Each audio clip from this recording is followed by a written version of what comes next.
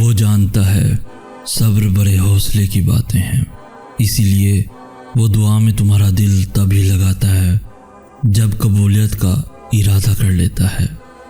اپنے لکھے ہوئے نصیب پر اللہ نے تمہاری دعاؤں کو فضیلت دی، تو کیا معجزوں کی یہ دلیل تمہارے لیے کافی نہیں؟ نیند قربان کر کے جب روتی ہوئی آنکھیں اللہ کو مناتی ہیں نا، تب خواب حقیقت بن جاتے ہیں اور تدبیریں کن میں بدل جاتی ہیں۔ کچھ تو اللہ کی بھی رضا ہوگی، ورنہ دعائیں بے وجہ تو دل کا حصہ نہیں بنتی۔ جب اس نے کن کہنا ہوتا ہے تب وہ تمہیں بھی چاہے نماز کے ساتھ لگائے رکھتا ہے۔ کن بنانے والا ہی اس کن تک پہنچنے کا راستہ بنائے گا، پھر دنیا کی ہر بحث ہار جائے گی اور نہ بدلنے والا مقدر بھی بدل جائے گا۔ یہ اللہ نے ہی طے کرنا ہے کہ کب دینا ہے، مگر یہ تم پہ ہے کہ کیا لینا ہے۔ جب وہ عطا کی ٹھان لیتا ہے تو مانگنے کی وجہیں خود ہی بنتی چلی جاتی ہیں۔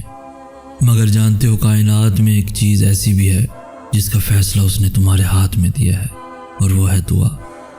کس کو توفیق دینی ہے اور کس کو نہیں، اس کا فیصلہ خود اللہ کرتا ہے۔ آزمائشوں سے معجزوں تک سب اس کے حکم سے ہوتا ہے۔ سجدے انسان کے بس میں نہیں ہوتے، سب اس کے حکم سے ہوتا ہے۔ دعاؤں کے فیصلے اللہ نے اپنے ہاتھ میں رکھے ہوتے ہیں۔ نصیب بدلنے کا وعدہ خود اللہ نے کیا ہے، اور بے شک وہ اپنے وعدوں کا بڑا پاسدار ہے۔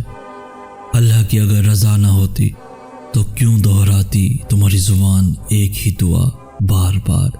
اللہ اپنی محبت تک لانے کے لیے تمہیں اس سے آزماتا ہے جس سے تم محبت کرتے ہو۔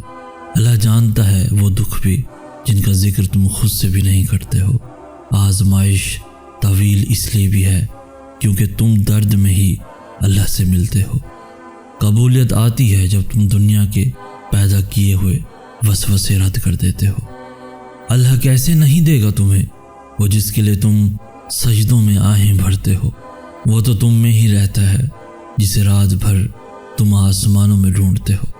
ٹوٹا ہوا دل جب التجائے کن کرتا ہے، ٹوٹا ہوا دل جب اللہ سے اپنی محبت کی بھیک مانگتا ہے، تب عرش سے مدد کے ذریعے بنتے ہیں۔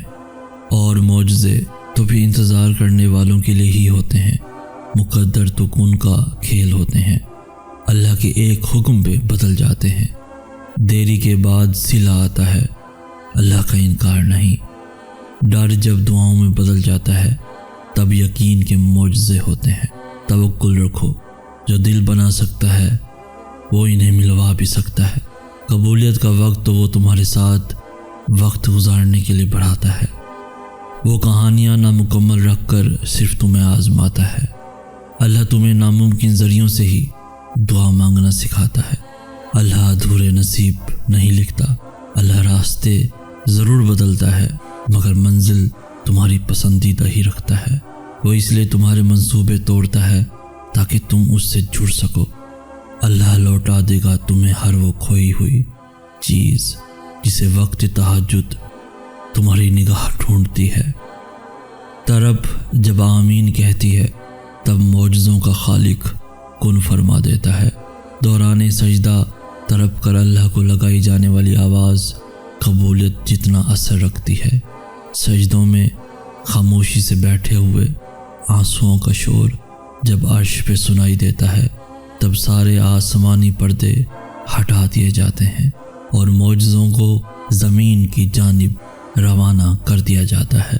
دعائیں ناممکن چیزوں کے لیے ہی تو ہیں، ایسی چیزیں جو تمہاری پہنچ سے باہر ہیں، ایسی چیزیں جو تمہارے مقدر نے تم سے چھین لی ہیں، ایسی چیزیں جن کے ملنے کی تمہیں کہیں سے بھی امید نہیں، ایسی چیزیں جن کے ہونے کا تم خواہ میں بھی تصور نہیں کر سکتے، ایسی چیزیں جن کے مخالف ساری کائنات آ کر کھڑی ہو جائے، ایسی چیزیں جو تمہارے تخیل میں بھی نہ سما پائیں، ایسی چیزیں جنہیں ماننے سے تمہاری عقل انکار کر دے، ایسی چیزیں جن کے رونما ہونے کا تمہیں احساس تک نہ ہو، ایسی چیزیں جن کو دیکھ کر تمہاری عقل دنگ رہ جائے، ایسی چیزیں جنہیں نہ کبھی کسی نے دیکھا ہو اور نہ سنا ہو، ایسی چیزیں جن کے تذکرے سے الفاظ بھی گھبرائے، ایسی چیزیں جو تم سوچتے ہو کہ کبھی حقیقت نہیں بن سکتی، ایسی چیزیں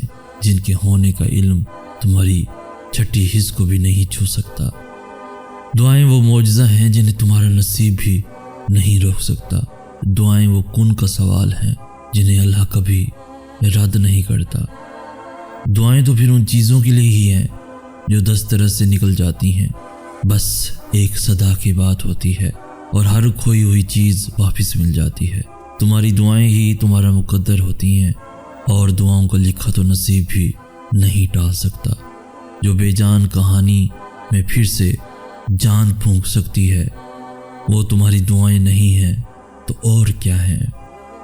ناممکن سے ممکن تک کا جو فاصلہ ہے وہ بس اتنا سا ہے جتنا تمہارے ایک ہاتھ کا دوسرے ہاتھ سے ہے، اور کبھی کبھار تم اتنے سے فاصلے کو بھی دیکھ نہیں پاتے ہو، کیونکہ تمہارے تخلیق کردہ وسوسے اور تمہاری التجاؤں کے رد ہونے کا خوف تمہارے یقین پہ اتنا حاوی ہو جاتا ہے کہ تم بھول جاتے ہو کہ کوئی ہے جو تمہیں کبھی بھولنے والا نہیں۔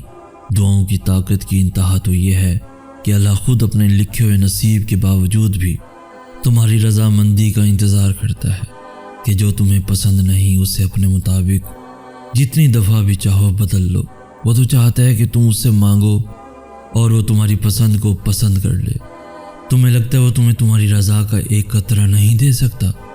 جس کی دسترس میں 7 سمندر ہیں، تو پھر جس کی ذات اتنی لامحدود ہے کہ 2 جہانوں میں بھی نہ سما پائے، اس سے محدود دعائیں کیسی؟ وہ مانگو جو پانا چاہتے ہو، پھر یہ مت دیکھو کہ وہ تم پا سکتے ہو یا نہیں۔ تم توکل رکھ کر چل دو، منزل کا فیصلہ رب پہ چھوڑ دو، اور جلد ہی اللہ تمہارے لیے ایسا معجزہ بھیجے گا جس کی نہ کوئی حد ہوگی اور نہ ہی کوئی اختتام۔ وہ تمہیں وہاں سے عطا کرے گا جہاں سے تم نے گمان بھی نہیں کیا ہوگا۔ وہ تمہاری دعاؤں کے جواب یوں دے گا کہ تم مطمئن ہو جاؤ گے۔ وہ تو کن کہتا ہے اور موسم پلک جھپکتے ہی بدل جاتے ہیں، بس یوں ہی وہ کن کہے گا اور یہ غم کا موسم بھی بدل جائے گا۔ وہ تمہیں اس لیے توڑتا ہے تاکہ تم اس سے جڑ جاؤ، اور جب تم اس سے جڑ جاتے ہو تو پھر کوئی تمہیں توڑ نہیں سکتا۔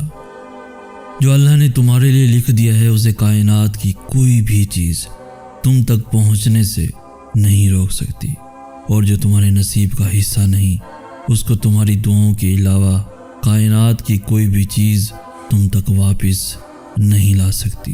تم سوچتے ہو سارے راستے بند ہو گئے، مگر تم یہ نہیں جانتے کہ تمہاری دعائیں نیا راستہ بنا سکتی ہیں۔ تم جب تک اللہ سے دور رہتے ہو تب تک کمزور رہتے ہو، مگر جب وہ تم میں سما جاتا ہے تب تم سے زیادہ طاقتور شخص اور کوئی نہیں ہوتا، اور اس انسان سے زیادہ مضبوط کوئی ہو سکتا ہے جو اللہ کو اپنے لیے کافی کر لے۔ اس سے زیادہ صابر اور کون ہو سکتا ہے جو اللہ کے سوا اور کسی سے مدد طلب نہ کرے۔